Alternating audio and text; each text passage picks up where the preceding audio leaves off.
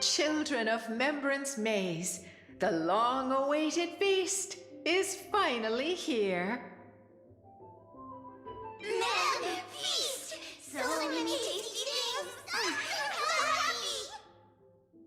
happy! Everyone's looking forward to it. Come on, everyone's busy getting ready for the feast. We can't just stand around.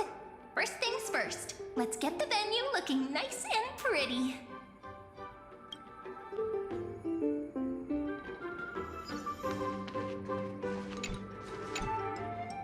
Mom, it's so spacious.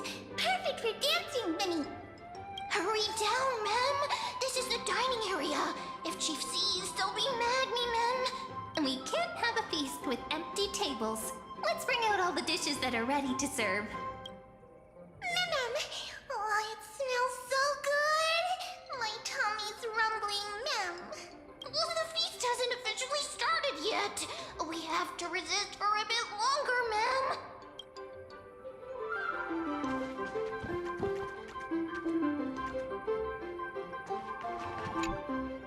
Ma'am, we're gathering these wondrous fruits and piling them into big tubs. But these wondrous fruits are too heavy. We can't lift them, ma'am. Hauling these around is a bit too much for the fairies. Come on, let's help them out. Ma'am, the wondrous fruits are stacked so high! Taller than all the fairies put together! Beautiful! Thank you, ma'am!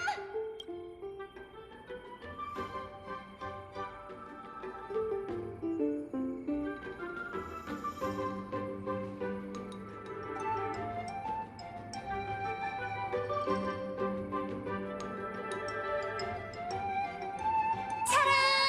The venue's all set up. Not bad, right? Looks pretty official. No one will mind if I just have a tiny bite, right? I was only joking. I just wanted to see your reaction. And sure enough, you never let me down. But since you offered, I'd be rude not to accept, wouldn't I? The chief might sneak up on us at any moment. I'm counting on you to watch my back.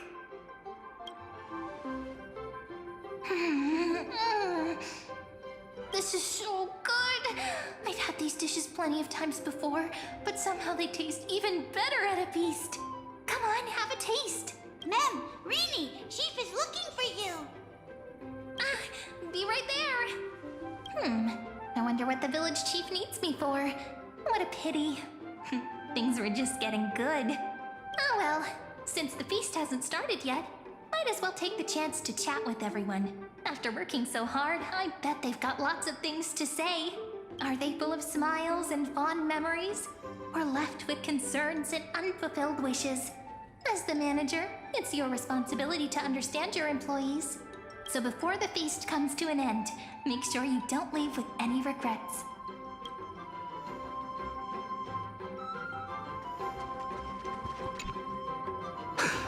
Something worth remembering? Nothing really left a deep impression.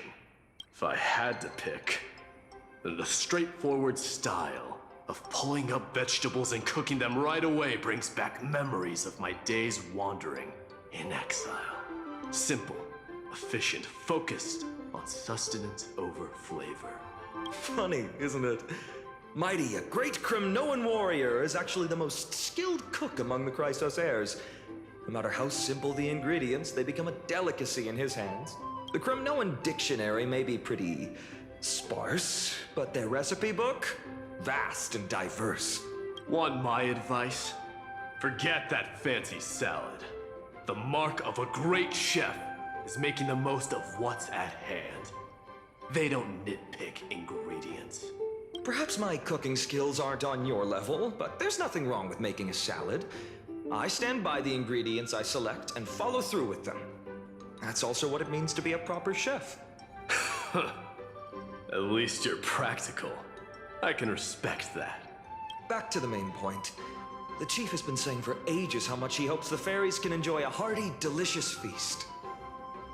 That's why seeing everyone's efforts to turn this dream into reality through our restaurant makes me so happy. As for regrets, well, one would be that I couldn't best Mighty in the kitchen. The other is I didn't get the chance to learn more specialty dishes before the restaurant's run came to an end. Time really does fly when you're having fun. During those years in exile, I often thought that. If only time could pass more slowly, they wouldn't have to leave me in such horrible ways. Still, reminiscing about the past doesn't change anything. The kindness you showed in taking care of my people has been repaid. And here's a piece of advice for you, Finin of Ides Elysiae. Speak your mind, Midimos. There's no need for restraint in this place. Cherish your homeland while you still can.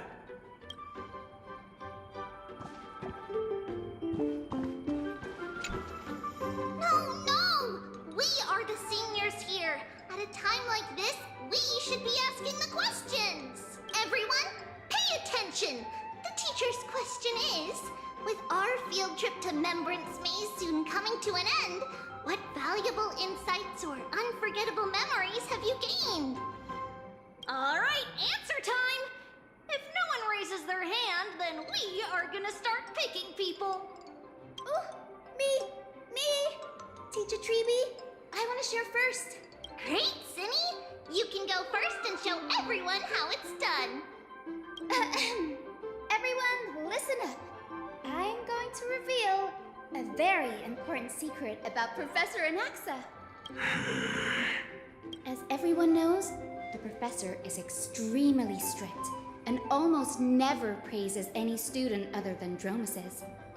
But I happened to overhear the professor quietly asked the chief about the fairies' education methods and went on to praise those farmers in the fields, calling them hardworking, disciplined, and even better than the sages of the grove.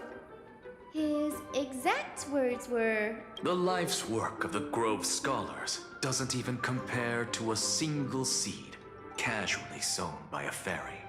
And what indeed is the problem with this? In terms of purity of heart, none can match these fairies. Their vision, untainted by Titan dogma, perceives things far beyond our comprehension." So, the reason you asked the chief to send more fairies to volunteer at the Grove was because of this? You could say that. No taking advantage of the fairies! Make sure they're properly rewarded. All right, that's Cinny's turn. Who's up next? No hands up? Then we are going to start calling out names. Naxi! All this repeated questioning is making things rather exhausting. I find no joy in games or amusement. The only thing I consider a true blessing is... I knew it! Professor Anaxa can't help but be attached to the crops he grew all by himself. I have a suggestion. How about adding a new course to the professor's curriculum? I've even thought of a name. Common Traits of Giant Crops and Dromuses. How does that sound? That won't be necessary. Bringing those wondrous crops back to the Grove would only seal my reputation as the one who corrupts youths next.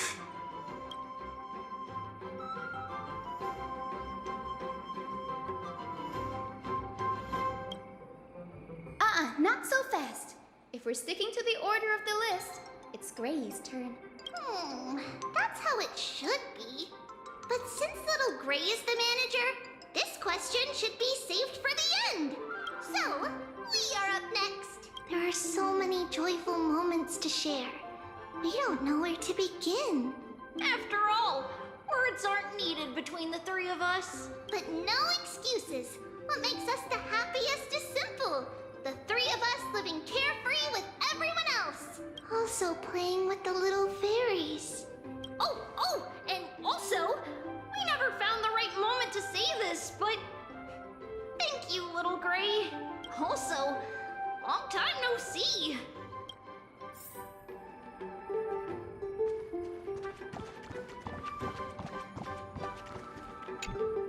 What's this, an essay?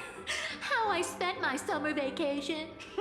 Come on, Grey Mystery. Do things really need to be so formal between us? Sure. The restaurant's running smoothly, and it's fun. But it's not like I'm filling my pockets with gold. On top of that, I'm getting bossed around by those little critters so much that the fur on my tail is practically all fallen out. If I had to sum it up in one line, I'd say, whole lot of work for nothing. Even so, Lady Cypher, you didn't turn down the manager's invitation, did you? I wasn't thinking straight. The moment I heard there was going to be a restaurant, I rushed over all excited, thinking I'd make a fortune. Who knew?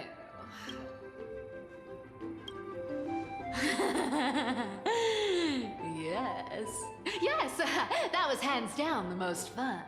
I never thought the day would come when the lofty Lady Goldweaver would take orders from me. It was just too enjoyable.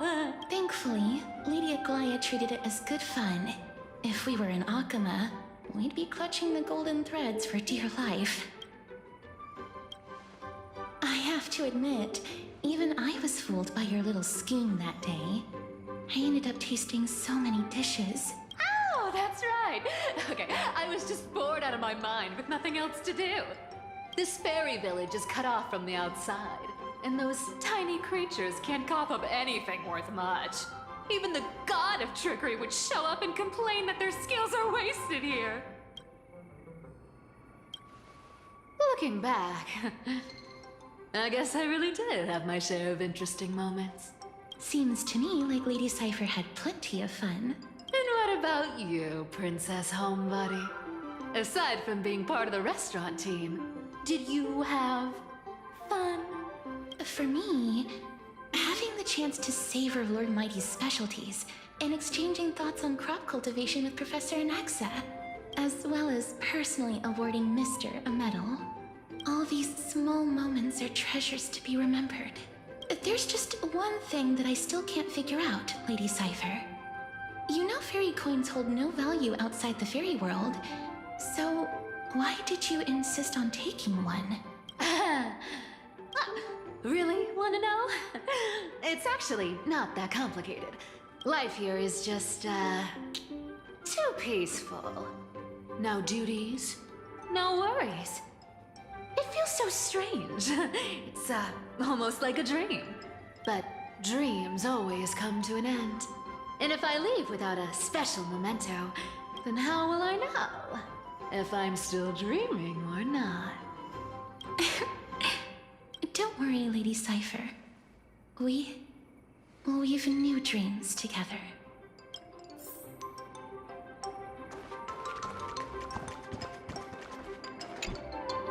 If the fairy's home hidden in the thick woods is a deep ocean, then this feast is the glimmering light upon its surface.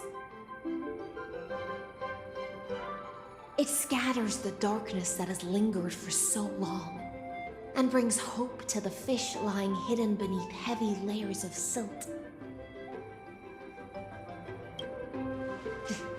It's nothing but the echo of a passing wave, little Grey Fry. No need to think too much about it. Oh? It's unusual to see such poetic spirit from the Dux Gladiorum. Seems this unplanned venture left quite the impression on you, didn't it?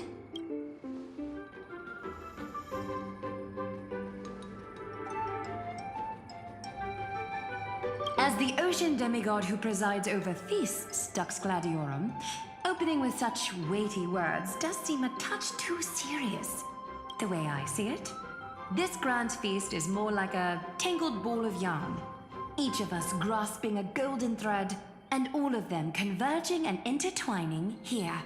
But if we keep clinging to the past, we'll miss the chance to savor this magnificent feast. I gave my answer the moment we first met. The title of Imperator is as much an honor as it is a chain. If a ruler sits among her people, her subjects will never truly relax. So, to leave the throne for a time and talk, laugh, and share warmth with everyone without formality, that alone has made this journey worthwhile. It's true. It has been a long time since I've seen the Imperator smile so genuinely. All right. How about this?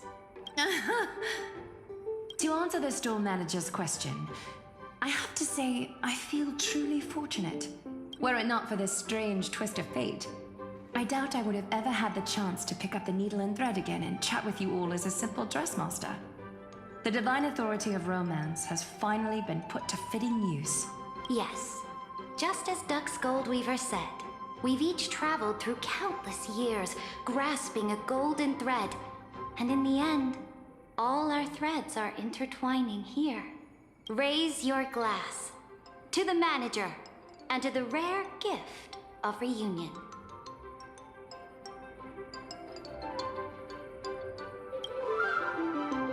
To the manager. And to the endless flowing tide. To this precious moment of reunion. Cyrene hasn't returned yet? Ma'am, we're all ready. Let the feast begin. Well then, the fairy restaurant's manager has something to say. Be loud and clear. All the guests need to hear you.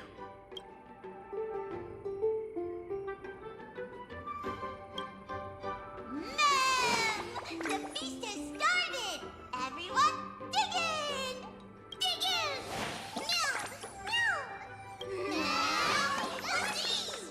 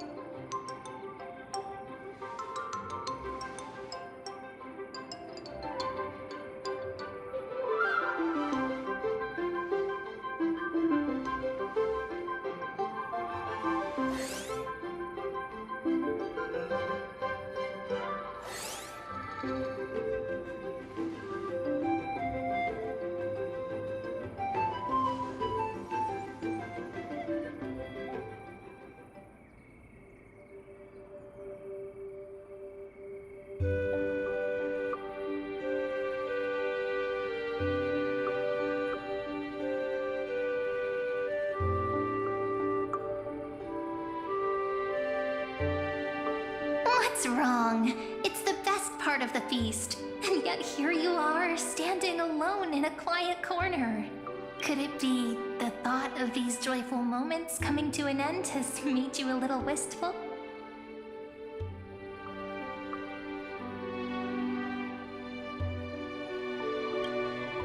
That's right. It's why fate brought us together here. From here, you can take in the entire feast at once. Maybe it's not that you don't want to be part of it, but that you're afraid the good times will vanish before you know it, ending all too soon. When you stand quietly at a distance like this and just watch, time seems to slow. Sometimes it feels like it stops altogether.